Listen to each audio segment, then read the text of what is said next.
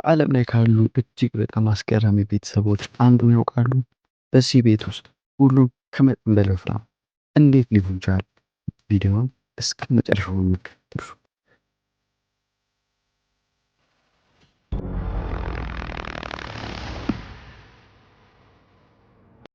ምን ያስደነግጡት ቤተሰቦች በትልቁ ክብደታቸው ሲሆን ገና በ5 ዓመቱ ከ100 ኪሎ በላይ እንደሚመዝንና ታናሽ እህቱ ደግሞ ገና በ1 ዓመቷ ከ30 ኪሎ በላይ ትመዝናለች።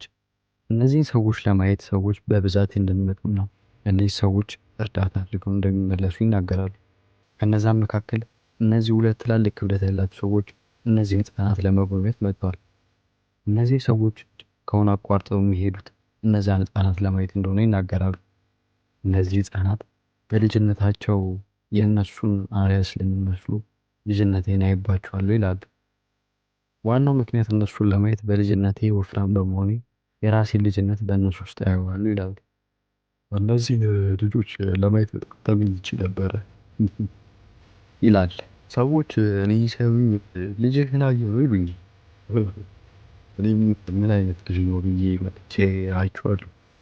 በጣም አስገራሚ ሆኖብኛል። ከዛ በተጨማሪም ይህ የ38 ዓመት ሲሆነው 180 ኪሎ ይመዝናል። ይህ ትንሽ ልጅም እያደገ በሄደ ቁጥር 200 ኪሎ አካባቢ እንደሚደርስና በዛ ሁኔታ በጣም እንደሚጨነቁ ቤተሰቦቻቸው ይናገራሉ። ክብደት በመጨመራቸው ሰዎችም ከመጠን በላይ መመገብ ልምድ እንዳላቸው ይናገራሉ። ይቺ ሴት እኔ ከልምዴ ልንገራችሁ፣ ስወለድ በጣም ትልቅ ነው።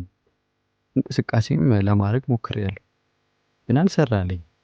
ሰዎች እንደምሞት ይነግሩኝ። እናም አሁን ባለሁበት ሁኔታ ጠንካራና ሸንቃጣ ነኝ። ወላጆችም መብላትና መጠጣት ብቻ እንዳለባቸው ይነግሯቸው። አንድ እምነትም ነበራቸው፣ እንዲበሉ ፍቀዱላቸው፣ ካልፈቀዳችሁ ግን እየገደላችኋቸው ነው ብለው ያምናሉ። ይህ ሰውም እንዴት ወፍራም እንደሆነ አልገባውም። የልጆቹን ውፍረት ሲያይ ፈጣሪ አስገራሚ በማለት ይገልጸዋል። ከዛ በተጨማሪም ይህ ሰው ስወለድ ትንሽ ወዬ ነው፣ ነገር ግን 14 ዓመት ሲሞላኝ ወፈርኩ ይላል። ሰውነቴ በጣም እየጨመረ ሲመጣ ሕክምና መከታተል ጀመርኩ። ሰውነቴን ለመቀነስ በጣም ሞከርኩ፣ ነገር ግን በመቀነስ ፋንታ ሰውነቴ እየጨመረ መጣ። ሰዎችም እንደዚሁ ሲያዩኝ ሴት እመስላችኋለሁ፣ ነገር ግን እኔ ወንድ ነኝ ይለናል። ይቺ እናትም ልጆቼ ከነበሩበት ኪሎ እንደጨመሩና የመጀመሪያው ልጅ ከነበረበት 10 ኪሎ ጨምሯል።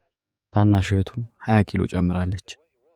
ትንሿ ልጅ 30 ኪሎ የምትመዝን ሲሆን እሷን መሸከም የማትችለው እንደሆነና ከተቀመጡ ደግሞ እንደሚደክማቸው እናትየው ትናገራለች። የእናትየውም ጭንቀት የአንደኛ ደረጃ ትምህርቱን አለመጀመሩና ምክንያቱ ደግሞ ባልተለመደ ክብደቱ ነው። ተመልካቾች የዛሬው ቪዲዮ ይህን ይመስላል። ሰብስክራይብ ማድረግ እንዳትረሱ።